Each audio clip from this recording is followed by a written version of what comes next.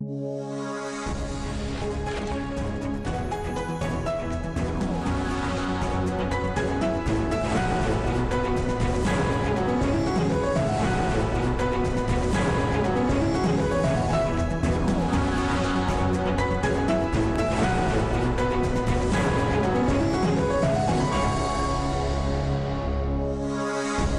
алайкум, бинандаҳои азизи гиромӣ, барномаи ахбор аст аз телевизиони Тоҷикистон. дар студия Синаввар Абдулҳамидова.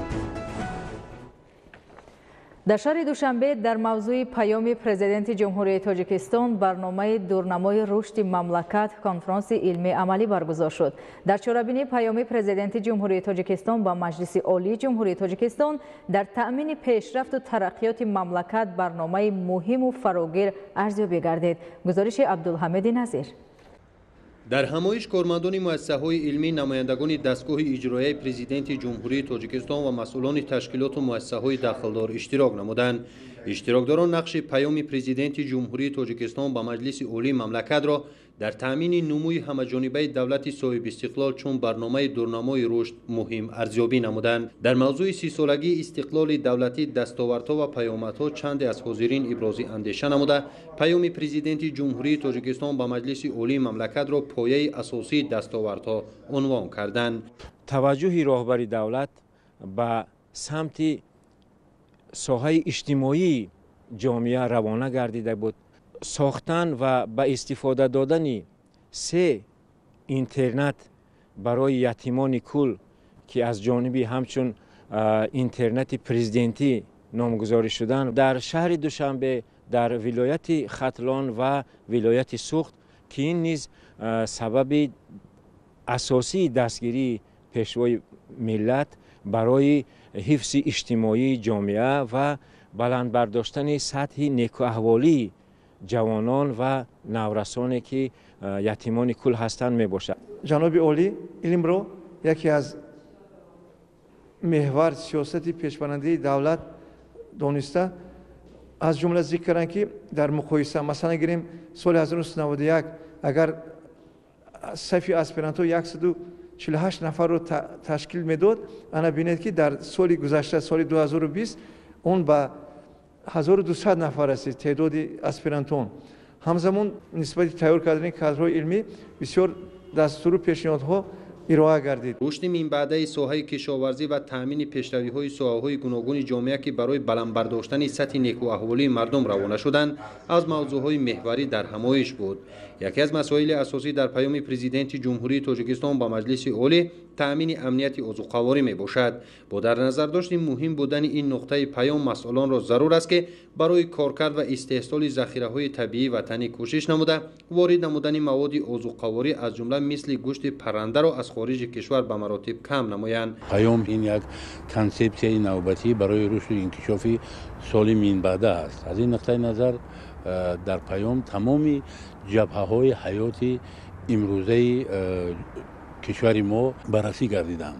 пеш аз ҳама диққати асосӣ ба хоҷагии қишлоқ дода шудааст ва аз худи андоз озод намудани марди деҳқон ё ин ки кишоварзон ин як дастгирии хеле муҳиме аст ки масалан дар муддати 1 сол барои ба по хистан ё ки барои ҷои худ ё мақоми худро истифода кардани масалан деҳқонон ин бисёр як масъалаи масъулиятнок аст. нуқтаи дигари муҳими паём рушди иқтисодиёти мамлакат дар ҳар сол то 7-8% бояд баланд бардошта шавад. рақамигардонии иқтисод ва таҳияи ҳукумати электронӣ низ тақозои замон буда, моро зарур аст ки ҳамқадами замон бошем. соҳаи илму маориф низ пайваста дар меҳвари сиёсати давлату ҳукумати мамлакат қарор дорад.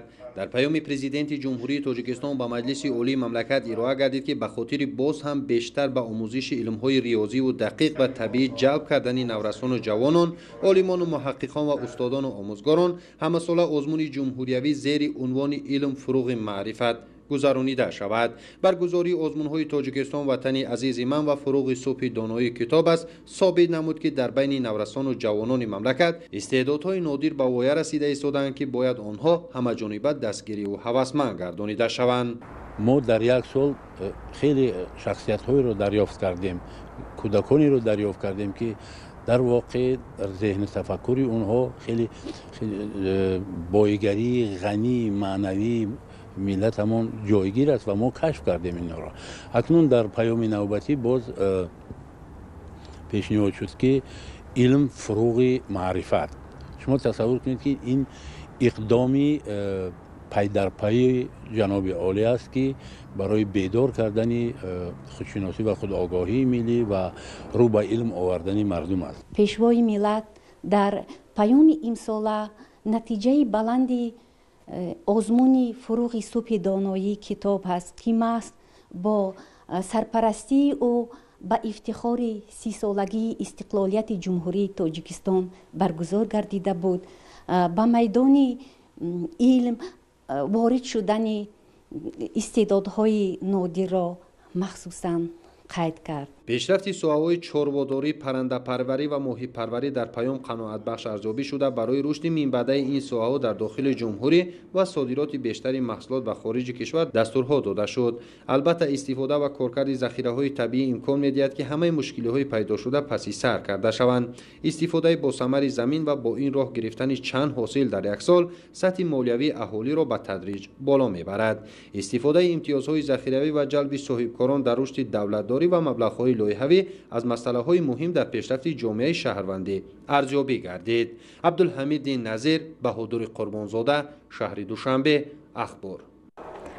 در پیام پرزیدنت جمهوری تاجیکستان با مجلس عالی جمهوری تاجیکستان تاکید گردید که برای بهتر نمودن شرایط زیست اهالی از 1 سپتامبر سال 2021 استیپندیاها و نفقه گروه معیوبانی که به نگاه بین نیاز دارند متناسباً با فایزهای از 15 تا 50% زیاد کرده می شود.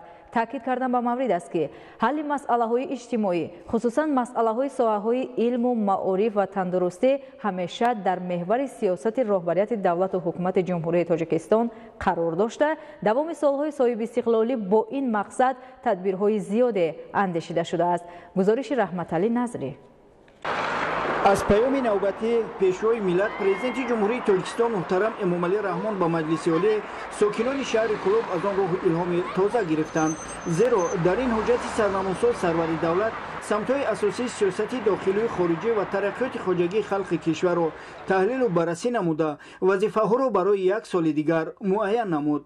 از انداز یگانه زمین آزاد نمودن دهقانان این هم یکی از تدبیرهای عالی بود، چون که محض برای رشد دولت در شرایط کووید 19 آزاد نمودن دهقانان از انداز یک اقدام سری وقتی به حساب می رود و دهقانان از یک جهت هوسمند می گردند، از راه دیگر از جهت دیگر در دایره همین هوسمندی خود با کشت و کار زراعت بیشتر کمر می‌بندند و درآمدی بیشتر به دست آورده. مال و محصولات نیز چون از انداز آزاد است خراجات آن کمتر میشد و نرخ هم در بازارها پایان آورده می شود. هیئت آموزگاران و دانشجویان دانشگاه دولتی کلوب به نام ابوعبدالله رودکی از ارائه پیام امساله سرور دولت باز هم روح بلند گردیدند، چون که این ساحه همیشه در محور سیاست دولت و حکومت مملکت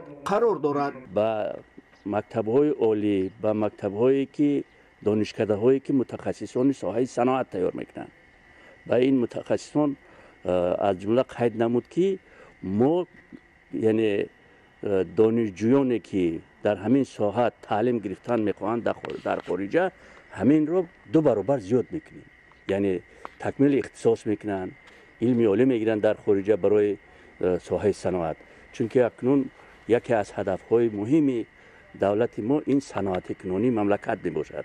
پیشوای ملت با دستگیری دولتی تقویت وضع اجتماعی دانشجویان و ماجسترها و اسپیرانت و دکترانتها توجهی بیشتر دارد و از جانب دولت و حکومت جمهوری همیشه دستگیری کرده میشوند که باعث روح بلندی و سال از سال زیاد شدن شماره عالمان و عنوانجویان میگردد.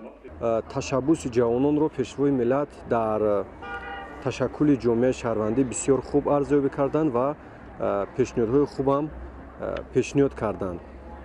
مخصوصاً اوید با محققان و عالمان جوان اسپیرانتون و دکترانتون استیپندیای آنها 30% زیاد کرده شد که این یکی از دستگیری‌های خاصه پیشوای ملت به حساب می‌رود. البته امروز با خاطر دستگیری عالمان جوان چی از طرف حکومت جمهوری و چی از طرف دانشگاه ها و حکومت ها بسیار دستگیری ها زیاد به نظر می رسند. مخصوصا در دانشگاه دولتی کلوب برای حمایت رساله نامزدی 3000 سومانی و برای رساله دکتری 5000 سومانی کمک پولی یک وقتینه برای آموزگاران جوان داده می شود. ساکنان شهر کلوب برای عملی گشتن آن نشان داده‌ای که در پیام پیشوای ملت به مجلس عالی آمدند خود را موظف حسابیده بهر تطبیق آن تلاش می نمایند. رحمت علی نظری، ایرج قربانعلی، شهر کلوب، اخبار. در شهر دوشنبه معرفی کتاب نو زیر عنوان صدا دایر گردید. در معرفی این کتاب تازه نشر اهل علم و ادب و تاریخ شناسان اشتراک نمودند. گزارش خبر. президенти ҷумҳурии тоҷикистон зимни ироаи паёми солонаи худ ба маҷлиси олии мамлакат изҳор доштанд ки тоҷикон яке аз миллатҳои қадимаи дунё ва дорои тарихи беш аз 6000 сола буда ҳанӯз аз давраҳои бостонӣ соҳиби саводу қалам, девону дафтар, илмдӯсту адабпарвар, давлатсозу давлатдор, меъмору шаҳрсоз, шаҳрдору шаҳрнишин, яъне фарҳангиву тамаддунсоз ва ободкору созанда ба шумор мераванд ва тоҷикистон ватани ҷашнҳои наврӯз, сада, тиргон ва меҳргон мебошад. дар ин замина имрӯз дар вазорати фарҳанги ҷумҳурии тоҷикистон чорабинӣ вобаста ба муаррифии китоби сада баргузор гардид ки дар он намояндагони илму маърифати мамлакат ибрози андеша намуданд. истиқлол барои мо дарҳои васеъро барои омӯзишу пажӯҳиши арзишҳои фарҳанги миллӣ боз намуд ва дар тӯли 30 сол бо ташаббуси ҳукумати ҷумҳурии тоҷикистон махсусан бо ибтикороти асосгузори сулҳу ваҳдати миллӣ, пешвои миллат, президенти ҷумҳурии тоҷикистон муҳтарам Эмомали Раҳмон, ҳамаи ҷашнҳои миллӣ, ҷашнҳое ки решаҳои мо ҳастанд, ҷашнҳое ки асолати мо ҳастанд, ҳамаи онҳо эҳё гаштанд. мо шурӯъ карда масалан аз ҷашни Наврӯз аллакай то ба ҷашни Тиргон маълумотҳо дорем. Мардуми мо дар бораи این جشن ها علاقه از طریق تلویزیون و رادیو، مطبوعات، کتاب ها آگاهی پیدا کردند و همین دستور هدایت های پیشوای ملت به ما الهام میبخشند که ما این جشن ها را تحقیق کنیم. و امروز ما نمونه این تحقیقات را در شکل کتاب ها که چاپ نمودیم درباره 3 جشن است: جشن صدا، مهرگان و تیرگان. هر کدام کتاب های علاهیده می باشند. در اینها راجع به تاریخ، اساطیر، باور و اعتقاد، شیوه برگزاری فراهم آمدند.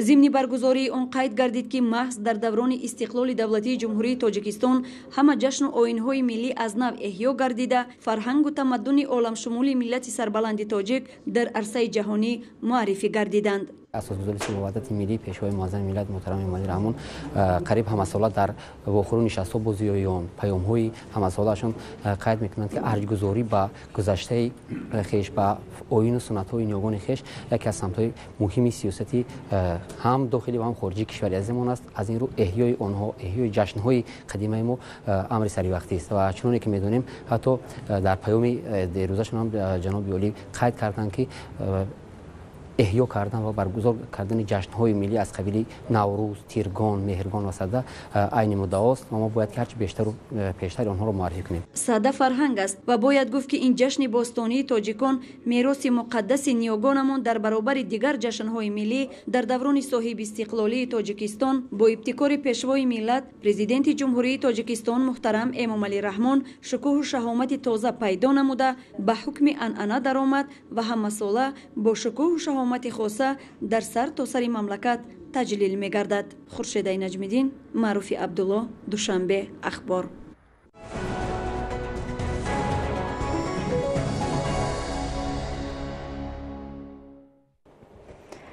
در شهر و ناحیه‌های منطقه کلوب ولایت ختلان کارمندان ساحه آبیاری و بهداشت زمین اقدام گرفتند که برای موسم نو آبیاری 91 اگریگات پایگاه‌های آبکشی را از تعمیر برآورده در مسافه 139 کیلومتر کانال و زیاده از 78 کیلومتر زهبور و زهکش‌های داخل خواجگی را تازه نمایند. ادامه موضوع در گزارش سید جعفری محمدعلی و خورشید نادرخان. در نویاهای منطقه کلاب ولایت خلتان برای بهتر نمودن حالت ملیتیوی زمین‌های کشت سریع با آب فلزی تامین نمودن کشاورزان و ثمراناک استفاده بردن هر یک قطعه زمین کره آبی در دایره نقشه چورابینی کارهای آمادگی به موسم نو آبیاری امسال باید 139 کیلومتر شبکه‌های آبدهی 78 تا 5 کیلومتر زابر و زاهکشات تازه و 47 عدد انشاءات گیدروتکنیکی 57 عدد شبکه‌های آبچینکنی و 91 عدد اگریگات‌های آبکشی از تعمیر برآورده شود. در نویاهای منطقه با استفاده از 28 عدد ماشین و مکانیزم لازمه تا امروز 108 کیلومتر شبکه‌های آبدهی و 72 از 7 کیلومتر زابر و زاهکشات تازه کرده شده است. ما در حدود ناحیه زیاده از 16 کیلومتر زابر و زاهکشات را تازه کردیم و زیاده از 10 کیلومتر نهروی آبرسان را تازه کردیم که بعد تازه نمودن همین 25 کیلومتر زابر و زاهکشات حالت ملیتیوی زیاده از 500 هکتار زمین‌های کیش و نزد حولگی آدمان به می شود. در نویای فرخور با دستگیری مقامات اجرا حکومت دولتی و اجرای شرطنامه خدمترسانی اداره دولتی بهداشت زمین و آبیاری تازه کردن زابر و زاهکشات طبق نقشه در مرحله انجامیابی قرار دارد. کارمندان ساحه امسال اقدام گرفتند که برای بهتر نمودن حالت ملیتیوی زمین‌های کشت و قیده‌های نزد حولگی ساکنان علاوه بر نقشه زابر و زاهکشات داخل خوجگی را تازه نمایند. زابر داخل خوجگی تازه کرده شده ایستاده است. این زمان قریب 2.5-3 کیلومتر این زابر علاقه تازه شده است. البته در برابر زمین‌های کشت خوجگی‌های دهقانی اینچنین زمین‌های نزد حولگی دهه‌های بوستان، بنفشه و قلعه پشخا که در اطراف همین زابر جایگیرند باعث حاصلخیز گردن زمین ها میگردد. در نویای واسه نیز کارهای آمادگی به موسم نو آبیاری ادامه داشته تا امروز از 45 کیلومتر کانال ها 29 کیلومتر و از 25 کیلومتر زابر و زاهکشها 17 کیلومتر اون تازه کرده شده است. در نویای واسه از میدان 14522 هکتار زمین های کشت میدان بیش از 7000 هکتار اون توسط پایگاه آبکشی آبیاری کرده می شود. با این مقصد امروز در نویای تعمیر پایگاه آبکشی نیز با مرام جریان دارد. در نویای واسه 21 پایگاه آبکشی موجود است. با واسطه پایگاه آبکشی زیاده از 7000 هکتار آبیاری کرده می شود. 58 اگریگات باید تامین می شد. از زمین 30 اگریگات تهیه شده است. حاضر باشد در پایگاه آبکشی کارگاه ایستادگی در اگریگات وصل کرده ایستادگی. ما حرکت کردیم تا موسم آبیاری همه این اساسهای پایگاه آبکشی رو تعمیر کنیم.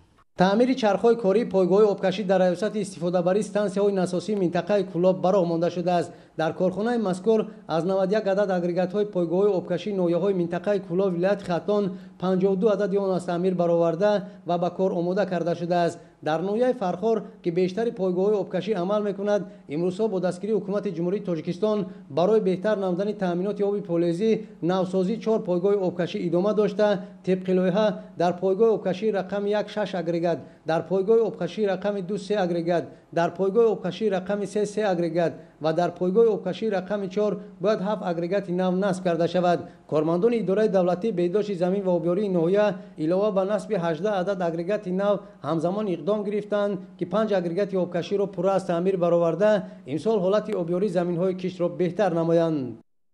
مشکلی حساسی که تا امروز حل پورای خود را نیافته است این نکاح خویش و تباری نزدیک در جامعه شهروندی تاجیکستان می باشد. تا حال به نظر می رسد که برخی از والدان دیده و دانسته قانون شکنی کرده فرزندان خود را به طور مجبوراً به خویش و تباری نزدیک خانه‌دار می نمایند. оила барпо кардан масъалаи муҳиму тақдирсози зиндагист. бунёди оилаи солим бошад асоси пешрафти ҷомеаро ташкил медиҳад. аз ин рӯ ҳар нафаре ки издивоҷ мекунад бояд донад ки хушбахтии оилавии ӯро фарзандони солиму солеҳ таъмин менамояд. тифле ки бо ягон камбудия яке бо ҳамин маъюбият таваллуд мешавад аз он таҳлили генетикӣ мегузаронанд. дар натиҷа маълум мешавад ки ин ҷо аз никоҳи хешутаборӣ таваллуд шуда. барои пешгирӣ намудани оқибатҳои номатлуб ба ҳифзи сиҳатии аҳолӣ ҳукумати мамлакат муоинаи тиббии ҳатмии пешакиро зарур шуморид. шаҳрвандон бояд донанд ки гузаштани муоинаи ҳатмии тиббӣ ба таври ройгон сурат гирифта он танҳо ба хотири бохабар кардани издивоҷкунандагон аз вазъи саломатии ҳамдигар аст. қонун бастани никоҳро бо шахсони бемор манъ мекунад ва шахсони бемор ҳуқуқи ба никоҳ даромаданро надоранд. сабаб шуда метавонад ки тифли маъюб ё бо ягон камбудия ба дунё меояд. инҷо агар дар ин ҷо 25%-ро иҳота мекунад он шахсҳое ки дар никоҳи хештаборӣ ҳастанду оқибат тифли маъюб ё бо яке аз бемориҳои генетикӣ таваллуд мешавад. яке аз намудҳои он враҷдиёни ихтиёз мегӯянд яке касалиҳои پوست یعنی که به زبان تاجیکی به مردم معلوم تر است پوستی مور هم خیلی طفل به دنیا می آید که در نتیجه نور آفتاب آن کودک‌ها در بیرون یا که در نور آفتاب زیسته نمی توانند. دیگر نمودش قد نکشیدن کودک، سبب غوث بودن آوازی کودک، این هم وراجدان اختیاز که در نتیجه نیکوی خشتباری تولد می شود. در روند پیشگیری کردن پیامدهای ناخوش نیکای خش و تبار نزدیک، تولد کودکان معیوب و پس نمودن بیمارشوی و معیوبی در بین آنها در اساس نقشه تصدیق کرده حکومت تاجیکستان زمینه حقوقی این مسئله باز هم مکمل گردانیده شد. کودکس عائله جمهوری تاجیکستان ماده 14 حالت‌هایی که مانع بستن عقد نکاح می‌گردند. عقد نکاح بین شخصان زیرین منع است: بین خویشاوندان نزدیک، بین برادران و خواهران عینی و اوگای، بین فرزندان برادران و خواهران، بین تقا و جیان، عمک و برادرزاده، خاله و خواهرزاده، عمه و جیان، بین شخصانی که از معاینه حتمی طبی نگذشتند، بین فرزند خواندگان و فرزند خواند شدگان، بین شخصانی که سود یکی از آنها را با سبب بیماری روحی یا سست عقلیش غیر قابل عمل اعتراف کرده است، بین شخصانی که سود قابلیت عمل یکی از آنها را با سبب سوء استعمال نمودن از مشروبات اسپریتی، واسطه های نشعه‌دار، ماده های پسیخوتراپی و یا دیگر ماده های مدهوش کننده محدود نموده است. مقصد اساسی معاینه طبی حتمی شخصان نکاح شونده تامین حقوق کنستیتوسیونی آنها به حیات و سلامتی، فراهم آوردن شرایط برای تشکل عائله سالم و خوشبخت و پیشگیری کردن تولد کودکان معیوب می باشد. عایشه ستار، عبیدالله سیدولی، اخبار. بیننده‌های گرامی، چنین بودن خبر و گزارش‌هایی که تا این لحظه همکاران ما آماده نمودند و منظور شما نمودیم. سلامت باشید.